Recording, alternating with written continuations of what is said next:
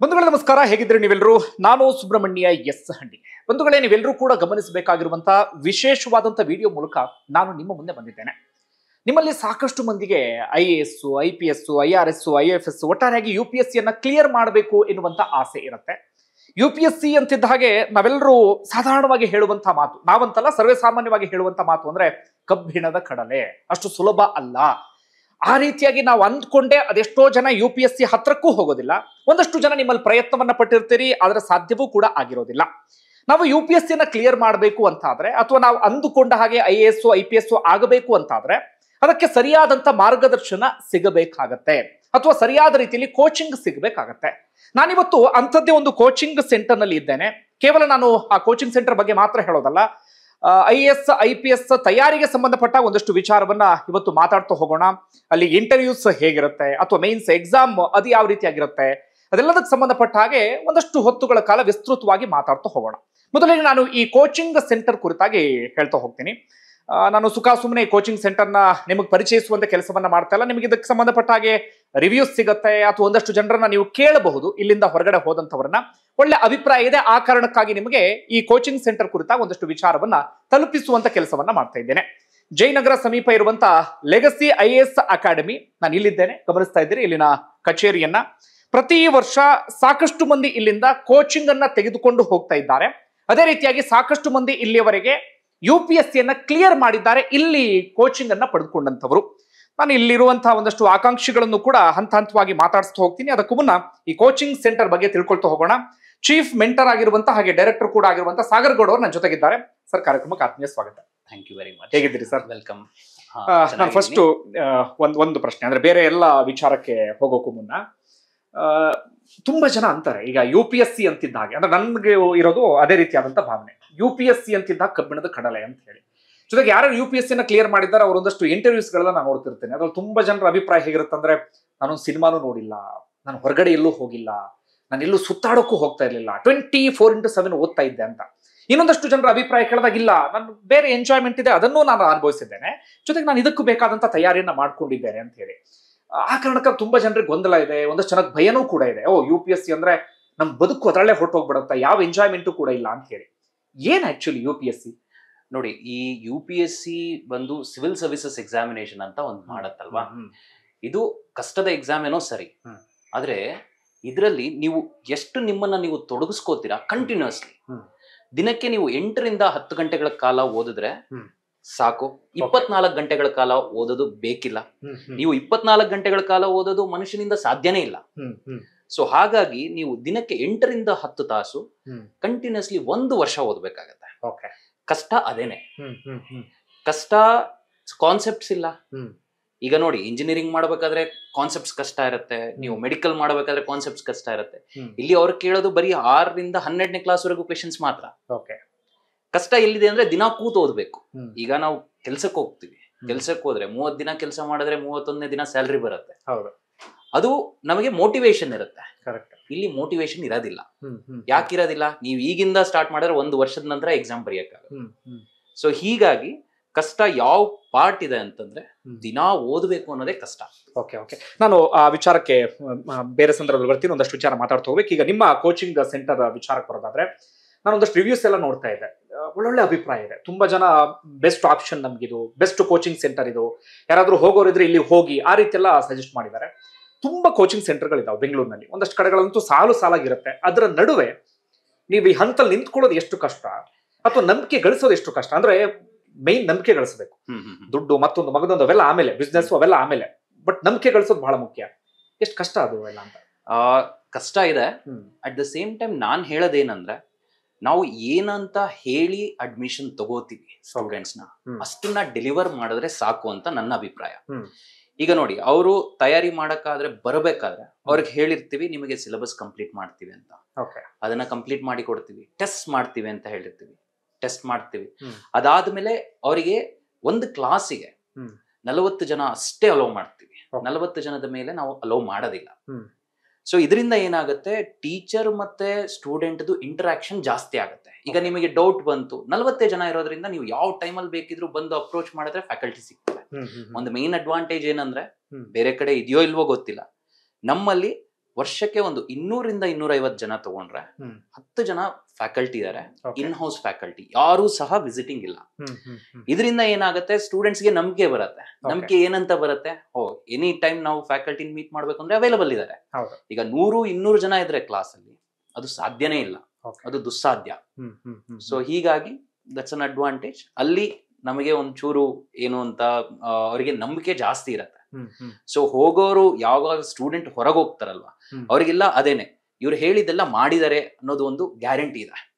ಹಂಗಾಗಿ ಬೇರೆಯವ್ರಿಗೆ ಸಜೆಸ್ಟ್ ಮಾಡ್ತಾರೆ. ಓಕೆ, ನನಗೆ ಆಗ್ಲಿಂದ ಆ ಬೋರ್ಡ್ ಕಡೆ ಕಣ್ಣು ಹೋಗ್ತಾ ಇದೆ, ಸ್ವಲ್ಪ ಎಕ್ಸ್ಪ್ಲೇನ್ ಮಾಡ್ಬೋದಾ ಏನದು, ಯಾವ ರೀತಿಯಾಗಿ ರ್ಯಾಂಕಿಂಗ್? ಸೊ ಇವರೆಲ್ಲ 24 ಇದು.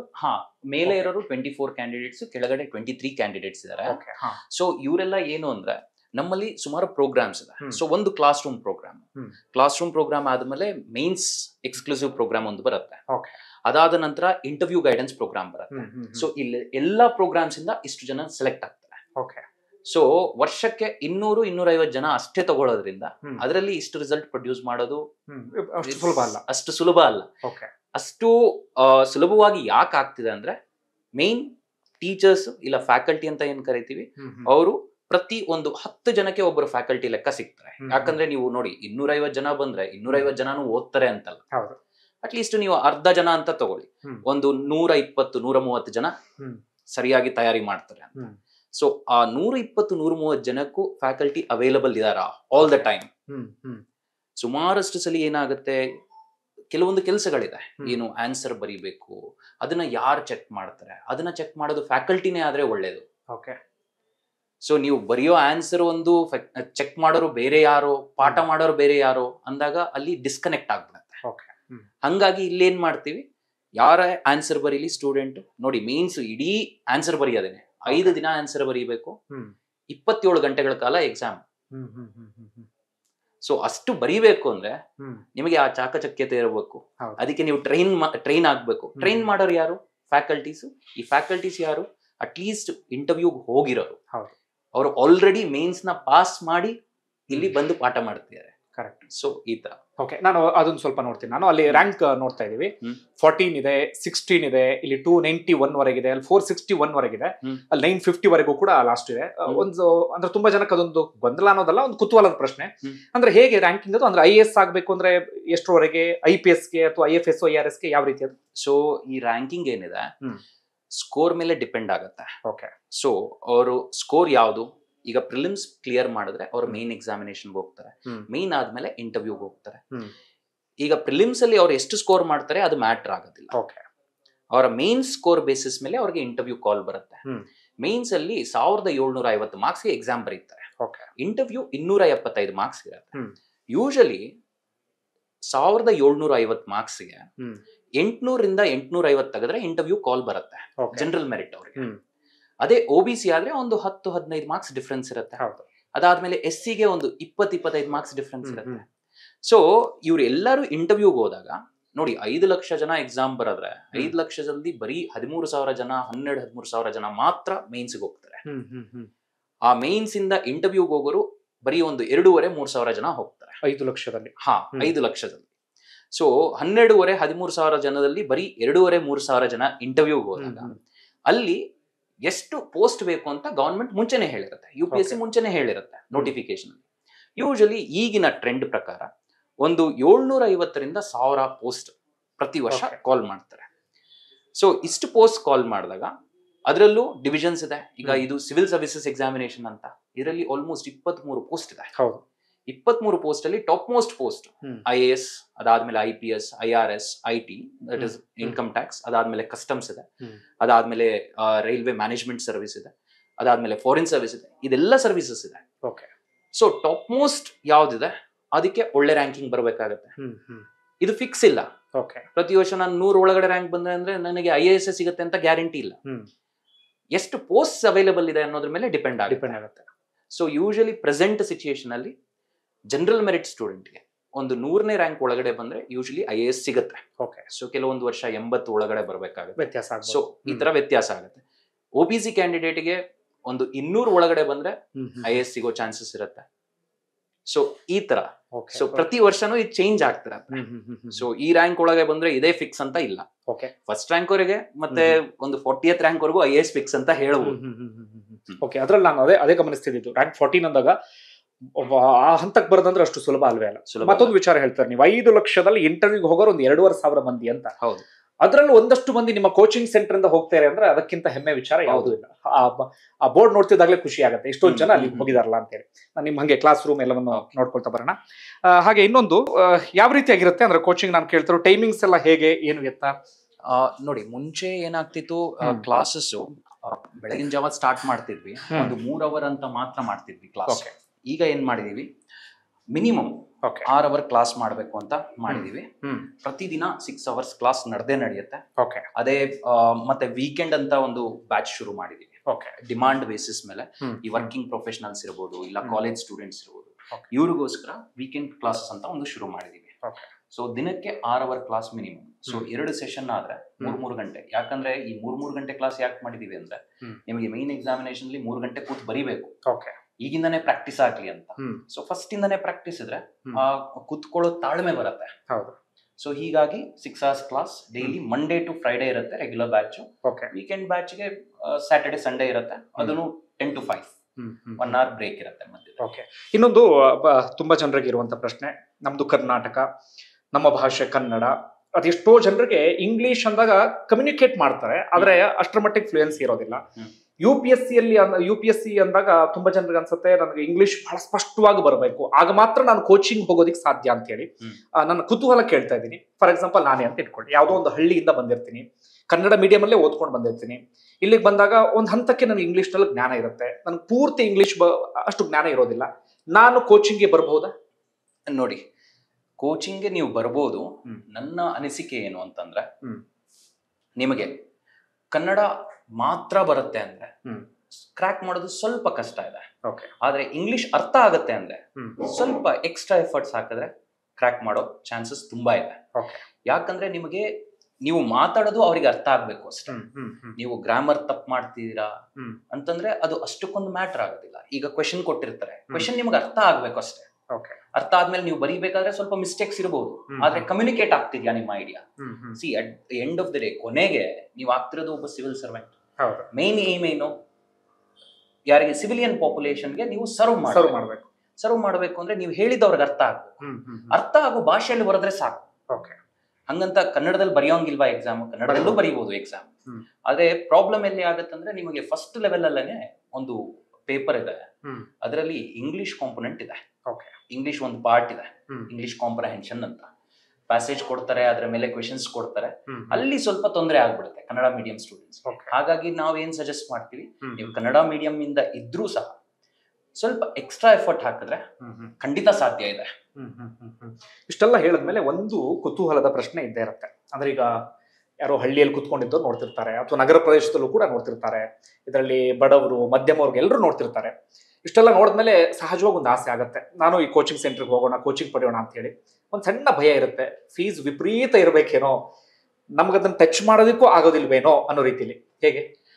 ನಾನು ಹೇಳೋದು, ಫೀಸ್ ಸ್ವಲ್ಪ ಜಾಸ್ತಿ ಇರಬಹುದು, ಆದ್ರೆ ಕ್ವಾಲಿಟಿಯಲ್ಲಿ ಕಾಂಪ್ರಮೈಸ್ ಆಗೋದಿಲ್ಲ, ಹಂಗೇನೆ ಫೀಸ್ ಅಲ್ಲೂ ತುಂಬಾ ಕಾಂಪ್ರಮೈಸ್ ಮಾಡೋದಿಲ್ಲ. ನಾನು ಹೇಳೋದು, ಈಗ ರೂರಲ್ ಬ್ಯಾಕ್ ಗ್ರೌಂಡ್ ಇಂದ ಬಂದ್ರೆ, ಇಲ್ಲ ಸ್ವಲ್ಪ ಎಕನಾಮಿಕಲಿ ವೀಕರ್ ಸೆಕ್ಷನ್ ಇಂದ ಬಂದ್ರೆ ಕನ್ಸೆಷನ್ ಮಾಡಿ ಕೊಡ್ತಾರೆ, ಅದು ತೊಂದರೆ ಇಲ್ಲ. ಆದ್ರೆ ಫೀಸ್ ಮಾತ್ರ ನಿಮಗೆ ಒಂದು ಏನು ಮಾಪನ ಆಗಬಾರ್ದು ಕ್ಲಾಸಸ್ ತಗೊಳ್ಳೋದಿಕ್ಕೆ. ಕ್ವಾಲಿಟಿ ತುಂಬಾ ಇಂಪಾರ್ಟೆಂಟ್ ಆಗುತ್ತೆ. ಸೊ ಇಲ್ಲಿನ ಫೀಸು ಈಗ 1,40,000 ಇದೆ ಏನಕ್ಕೆ, ಜನರಲ್ ಸ್ಟಡೀಸ್ಗೆ ಅಂತ. ಅದು ಬಿಟ್ಟು ಆಪ್ಷನಲ್ ಸಬ್ಜೆಕ್ಟ್ ಇರುತ್ತೆ, ಅದು ಬೇರೆ. ಸೊ 1,40,000 ಅಂದ್ರೆ 1,40,000 ಖಂಡಿತವಾಗಿ ಕೊಡ್ಬೇಕಂತಲ್ಲ, ಸ್ವಲ್ಪ ಕನ್ಸೆಷನ್ ಮಾಡಿ ಕೊಡ್ತೀವಿ. ಬರೀ ಆನ್ಲೈನ್ ತಗೊಂಡ್ರೆ ಅದಕ್ಕೂ ಕನ್ಸೆಷನ್ ಇರುತ್ತೆ. ಸೊ ಹಾಗಾಗಿ ಫೀಸ್ ಮಾತ್ರ ನೋಡ್ಬೇಡಿ. ನಾವು ಅದಕ್ಕೇನೆ ಸ್ಟೂಡೆಂಟ್ಗೆ ಆತರ ಡೌಟ್ ಬಂದಿದ ತಕ್ಷಣ ಬಂದು ಕ್ಲಾಸ್ ಅಟೆಂಡ್ ಮಾಡಿ, ಯಾವ ಕ್ಲಾಸ್ ಆದ್ರೂ ಅಟೆಂಡ್ ಮಾಡಿ. ಡೆಮೋ ಕ್ಲಾಸ್, ಡೆಮೋ ಕ್ಲಾಸ್ ಇರುತ್ತೆ, ಎನಿ ಕ್ಲಾಸ್. ಈಗ ಆನ್ ಗೋಯಿಂಗ್ ಕ್ಲಾಸ್ ಯಾವ್ದಾದ್ರು ಹೋಗಿ ಕೂತ್ಕೊಂಡು ನೀವು ಡೆಮೋ ಅಟೆಂಡ್ ಮಾಡಬಹುದು. ಸೊ ಅದಾದ್ಮೇಲೆ ನೀವು ಡಿಸೈಡ್ ಮಾಡ್ಕೊಳ್ಳಿ. ಅಂದ್ರೆ ಅಡ್ಮಿಷನ್ ಆಗದೆ, ಅಡ್ಮಿಷನ್ ಆಗದೆ ನಾವೇನ್ ಅಲೋ ಮಾಡ್ತೀವಿ, ಅಟ್ಲೀಸ್ಟ್ ನಿಮಗೆ ಬೇಕು ಅಂತಂದ್ರೆ 5 ಕ್ಲಾಸ್ ಕೂತ್ಕೊಂಡು ನೋಡಿ, ನಾವು ತೊಂದರೆ ಇಲ್ಲ, ಫ್ರೀ ಕೂತ್ಕೊಂಡು ನೋಡಿ. ಯಾಕಂದ್ರೆ ನಮ್ಮ ಟ್ರಸ್ಟ್ ಇರೋದು ಫ್ಯಾಕಲ್ಟಿ ಮೇಲೆ. ಯಾಕೆ ಟ್ರಸ್ಟ್ ಇದೆ, ಅವರೆಲ್ಲ ಇಂಟರ್ವ್ಯೂ ಹೋಗಿ ಒಂದು ವೀಕ್ಷಕರ ಗಮನಕ್ಕೆ ತರೋಣ. ಒಂದು ಒಳ್ಳೆ ಅದ್ಭುತವಾದಂತ ಆಯ್ಕೆ ಇದೆ ನಿಮಗೆ, ಅಥವಾ ಒಂದು ಅದ್ಭುತವಾದಂತ ಅವಕಾಶ ಇದೆ. ನಾನು ಪ್ರತಿ ವಿಡಿಯೋದಲ್ಲಿ ಅದನ್ನೇ ಹೇಳ್ತೀನಿ, ಯಾವ್ದಾದ್ರು ವಿಚಾರ ನಿಮ್ ಗಮನಕ್ಕೆ ತಂದ್ರೆ ನಾನು ಒತ್ತಾಯ ಮಾಡಲ್ಲ. ನಿಮ್ಗೆ ಇದ್ರ ಬಗ್ಗೆ ಕುತೂಹಲ ಬಂತು ಅಂತಾದ್ರೆ ಇವರ ಆಫೀಸಿಗೆ ಒಮ್ಮೆ ವಿಸಿಟ್ ಮಾಡಿ, ಇವರ ಹತ್ರ ಮಾತಾಡಿ, ನಿಮ್ಗೆ ಆಸಕ್ತಿ ಬಂತು ಅಂತಾದ್ರೆ ಆಮೇಲೆ ಬರ್ಬೋದು. ಹಾಗೆ ಒಂದು ಒಳ್ಳೆ ವಿಚಾರನ ಹೇಳಿದ್ರು. ನಿಮ್ಗೆ ಏನಾದ್ರೂ ಇಲ್ಲಿಯ ಕ್ಲಾಸಸ್ ಬಗ್ಗೆ ಡೌಟ್ ಇತ್ತು ಅಂತಾದ್ರೆ, ಅಥವಾ ಹೇಗೆ ನಡೆಯುತ್ತೆ ಎನ್ನುವಂತ ಕುತೂಹಲ ಇತ್ತು ಅಂತಾದ್ರೆ, ನೀವು ಡೆಮೋ ಕ್ಲಾಸ್ ಅನ್ನ ಅಟೆಂಡ್ ಮಾಡಬಹುದು. ಯಾವುದೇ ಫೀಸ್ ಇರೋದಿಲ್ಲ, ಅಡ್ಮಿಷನ್ ಕೂಡ ಆಗದೆ ಫ್ರೀ ಆಗಿ ಡೆಮೋ ಕ್ಲಾಸ್ ಅನ್ನ ಅಟೆಂಡ್ ಮಾಡಿ, ನಿಮಗೆ ಇಷ್ಟ ಆಯ್ತು ಅಂತಾದ್ರೆ ನೀವು ಕಂಟಿನ್ಯೂ ಮಾಡುವಂತ ಅವಕಾಶ ಇದೆ. ಒಳ್ಳೆ ಇದು ನನ್ಗೆ ಗೊತ್ತಿರಲಿಲ್ಲ. ಅಂದ್ರೆ ಎಲ್ಲ ಕಡೆ ಹೀಗಿರುತ್ತೆ ಹೇಗೆ? ನನಗೆ ಡೌಟ್ ಇದೆ, ಯಾಕೆ ಅದು ಮಾಡೋದಿಕ್ಕಾಗಲ್ಲ ಅಂದ್ರೆ, ನೋಡಿ ಇಲ್ಲಿ ಫುಲ್ ಟೈಮ್ ಫ್ಯಾಕಲ್ಟಿ ಇದ್ದಾರೆ. ಸೊ 4 ಕ್ಲಾಸ್ ಕಂಟಿನ್ಯೂಸ್ ಆಗಿ ನಡೀತಿರುತ್ತೆ. ಸೊ ಯಾರಾದ್ರೂ ಬಂದ್ರೆ 4 ಕ್ಲಾಸಲ್ಲೂ ನೀವು ಅರ್ಧ ಗಂಟೆ ಕೂತ್ ಹೋಗಿ ಅಲ್ಲ, ಅದು ಬೆಟರ್ ಅಲ್ವಾ? ಬೇರೆ ಕಡೆ ಆತರ ನಡೆಯೋ ಚಾನ್ಸಸ್ ಕಡಿಮೆ, ಯಾಕಂದ್ರೆ ವಿಸಿಟಿಂಗ್ ಫ್ಯಾಕಲ್ಟೀಸ್ ಇರ್ತಾರೆ. ಹೀಗಾಗಿ ಈ ಆಪರ್ಚುನಿಟಿ ಇಲ್ಲಿ ಸಿಗುತ್ತೆ. ಒಳ್ಳೆ ಇದು. ಮತ್ತೊಂದು ಆನ್ಲೈನ್ ಕ್ಲಾಸಸ್ ಇರುತ್ತೆ. ಆನ್ಲೈನ್ ಕ್ಲಾಸಸ್ ಇರುತ್ತೆ, ಲೈವ್ ಸ್ಟ್ರೀಮ್ ಆಗುತ್ತೆ. ನೋಡಿ ನಾವೇನ್ ಮಾಡಿದೀವಿ, ಈಗ ಬರೋ ಸ್ಟೂಡೆಂಟ್ಸ್ ಗೆ ಅವ್ರು ಮತ್ತೆ ಓದಬೇಕು ಅನ್ಸುತ್ತೆ, ಇಲ್ಲಾಂದ್ರೆ ಡೌಟ್ಸ್ ಬರುತ್ತೆ, ಮತ್ತೆ ನೋಡ್ಬೇಕು ಅನ್ಸುತ್ತೆ, ಕ್ಲಾಸ್ ರೆಕಾರ್ಡಿಂಗ್ ಕೊಟ್ಬಿಡ್ತೀವಿ. ಓಕೆ, ಸೊ ಸಂಜೆ ಅಷ್ಟೊತ್ತಿಗೆ ರೆಕಾರ್ಡಿಂಗ್ ಇರುತ್ತೆ, ಅವ್ರು ಎಷ್ಟು ಸಲ ಆದ್ರೂ ನೋಡ್ಕೋಬಹುದು, ರಿವೈಸ್ ಆಗತ್ತೆ. ಕ್ಲಾಸಲ್ಲಿ ಏನೋ ನೋಡಿ 3 ಅವರ್ ಕೂತಿದ್ ಕ್ಲಾಸಲ್ಲಿ ಎಲ್ಲೋ ಒಂದತ್ರ ಕಾನ್ಸಂಟ್ರೇಷನ್ ಲ್ಯಾಪ್ಸ್ ಆಗತ್ತೆ. ಒಂದು 10 ನಿಮಿಷ ಆದ್ರೂ ಅಲ್ಲಿ ಇರೋದಿಲ್ಲ, ಅವರು ಮೈಂಡ್ ಅಲ್ಲಿ ಇರೋದಿಲ್ಲ. ಅದಕ್ಕೇನೆ ಈ ಆಕ್ಸೆಸ್ ಕೊಟ್ಟಾಗ ಏನಾಗುತ್ತೆ, ರೆಕಾರ್ಡಿಂಗ್ ಆಕ್ಸೆಸ್, ಸಂಜೆ ಹೋಗಿ ಇಲ್ಲೆಲ್ಲೋ ಮಿಸ್ ಆಗ್ತಿದ್ಯಲ್ಲ ಅಂದಾಗ ವಿಡಿಯೋ ಓಪನ್ ಮಾಡಿ ಆ ಸ್ಟ್ರೆಚ್ ನೋಡ್ಕೋಬಿಟ್ರೆ ಕ್ಲಾರಿಟಿ ಸಿಕ್ಬಿಡುತ್ತೆ. ಸೂಪರ್. ನಿಮ್ಮ ಕ್ಲಾಸ್ ಒಳಗೆ ಎಂಟ್ರಿ ಕೊಡೋಣ. ಅಂದ್ರೆ ತುಂಬಾ ಜನ ಕುತೂಹಲ ಇರುತ್ತೆ, ಕ್ಲಾಸ್ ರೂಮ್ ಹೇಗಿರುತ್ತೆ ಅಥವಾ ಕ್ಲಾಸಸ್ ಹೇಗೆ ನಡೆಯುತ್ತೆ ಅಂತ ಹೇಳಿ. ತೋರಿಸಬಹುದಾ ಕ್ಲಾಸ್ ಹೇಗಿರುತ್ತೆ ಅಂತ? ಬನ್ನಿ.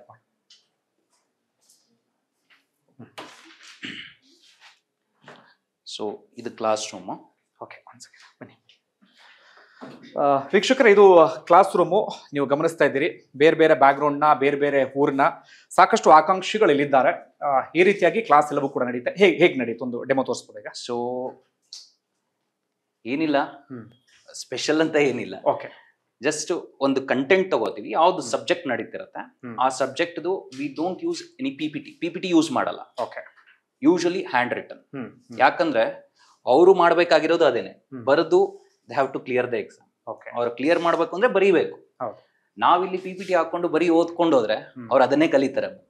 ಸೊ ಹಾಗಾಗಿ ಇಲ್ಲಿ ಸ್ಟ್ರಿಕ್ಟ್ ಆಗಿ ಏನ್ ರೂಲ್ ಇದೆ ಅಂದ್ರೆ, ನಾವು ಸಹ ಬರ್ದೇ ಪಾಠ ಮಾಡ್ಬೇಕು ಅಂತ. So clearly that is the rule here. So ಮುಂಚೆ ಎಲ್ಲ ಪಿಪಿಟಿ ಮಾಡೋದು ಅಂದ್ರೆ ದೊಡ್ಡ ವಿಷಯ ಇತ್ತು, ಈಗ ಪಿಪಿಟಿ ಮಾಡೋದು ದೊಡ್ಡ ವಿಷಯ ಅಲ್ಲ. So with AI and everything ಸ್ವಲ್ಪ ಈಸಿ ಇದೆ. ಅಂಡ್ ಅದು ಒಳ್ಳೆ ಮೆಸೇಜು ಕಳ್ಸೋದಿಲ್ಲ ಯಾರಿಗೆ, ಸ್ಟೂಡೆಂಟ್ಸ್ಗೆ ಪಿಪಿಟಿ ಇಂದ ಪಾಠ ಮಾಡಿದ್ರೆ. ಸೊ ಹೀಗಾಗಿ ಇಲ್ಲಿ ಕ್ಲಾಸಸ್ ಪ್ರತಿ ಸಬ್ಜೆಕ್ಟ್ ಸಪ್ರೇಟ್ ಆಗಿ ನಡೀತಿರತ್ತೆ. ಸೊ ಯಾವಾಗ ಕ್ಲಾಸ್ ಇರುತ್ತೆ ಅವಾಗ ಇವರೆಲ್ಲ ಇಲ್ಲಿ ಸೇರ್ತಾರೆ.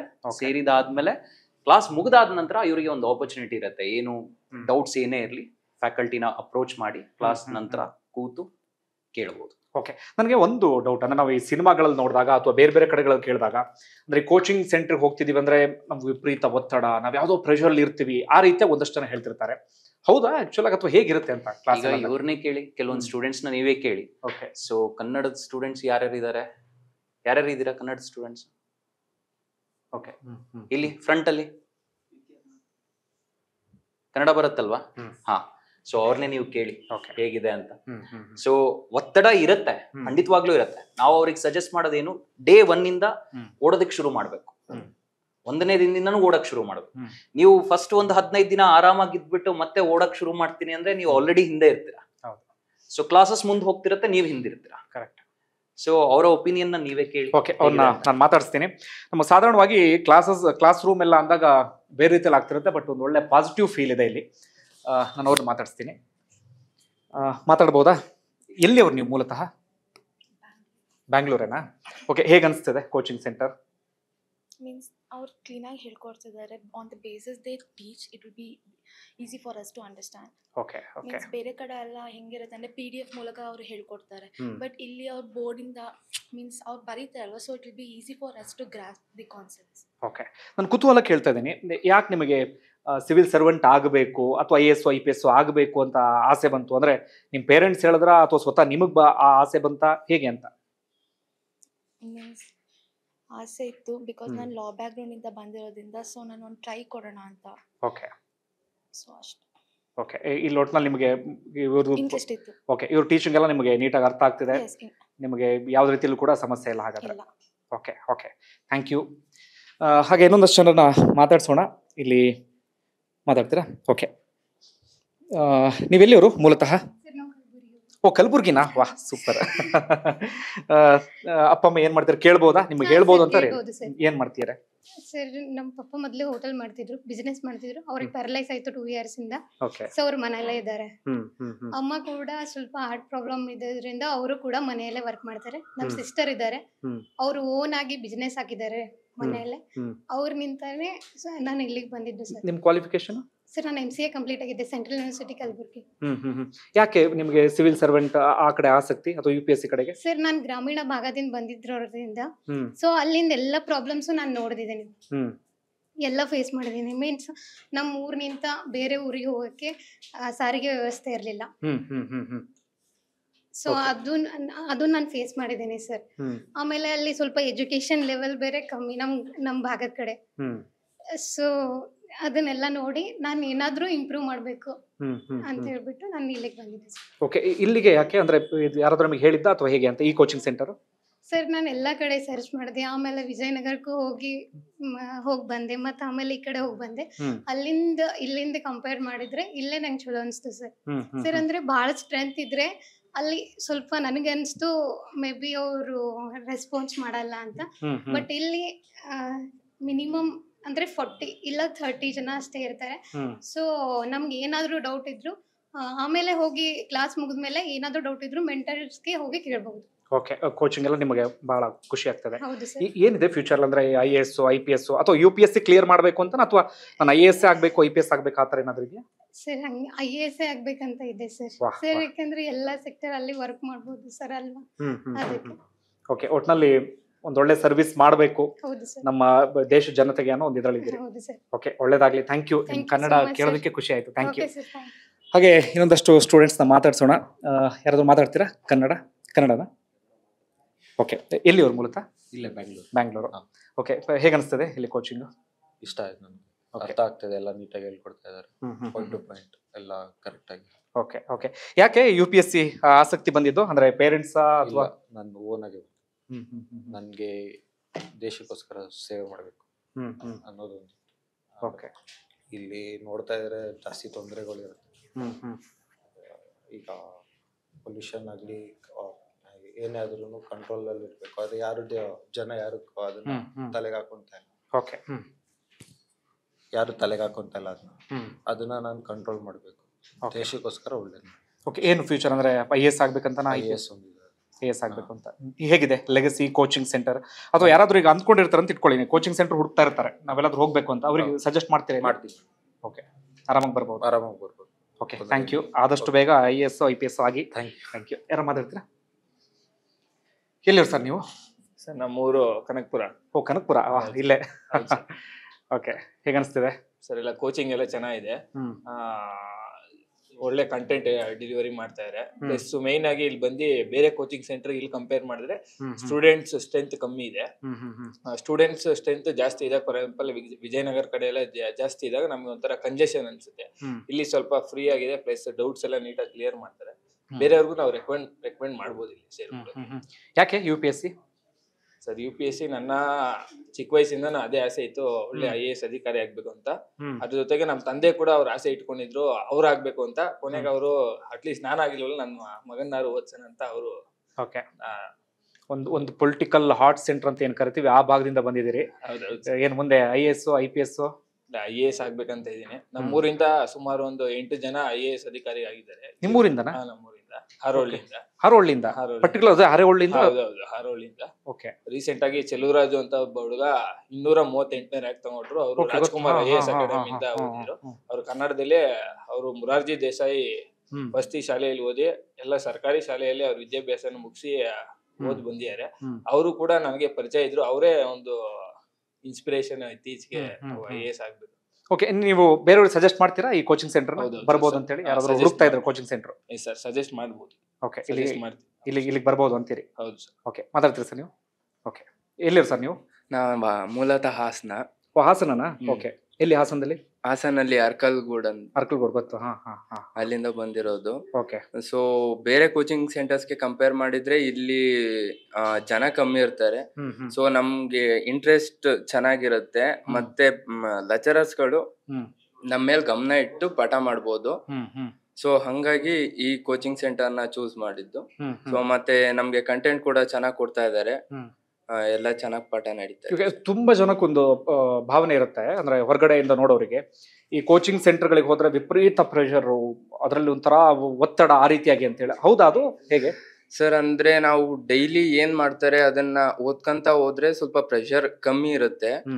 ಪ್ರೆಷರ್ ಇದ್ದೇ ಇರುತ್ತೆ ಆಲ್ಮೋಸ್ಟ್, ಯಾಕೆಂದ್ರೆ UPSC ಬಂದು ತುಂಬಾ ವಾಸ್ಟ್ ಸಬ್ಜೆಕ್ಟ್ ಇರೋದ್ರಿಂದ ನಮ್ಗೆ ಪ್ರೆಷರ್ ಇರುತ್ತೆ. ಬಟ್ ಡೈಲಿ ಇವ್ರು ಏನ್ ಮಾಡ್ತಾರೆ ಅದನ್ನ ಓದ್ಕಂತ ಹೋದ್ರೆ ಅಂತ ರಿಸ್ಕ್ ಅಂತ ನನಗ್ ಅನ್ನಿಸ್ತಾ ಇಲ್ಲ. ಸೊ ಓದ್ಬೋದು. ಏನ್ ಫ್ಯೂಚರ್, ಏನ್ ಪ್ಲಾನ್ ಇದೆ ಸರ್?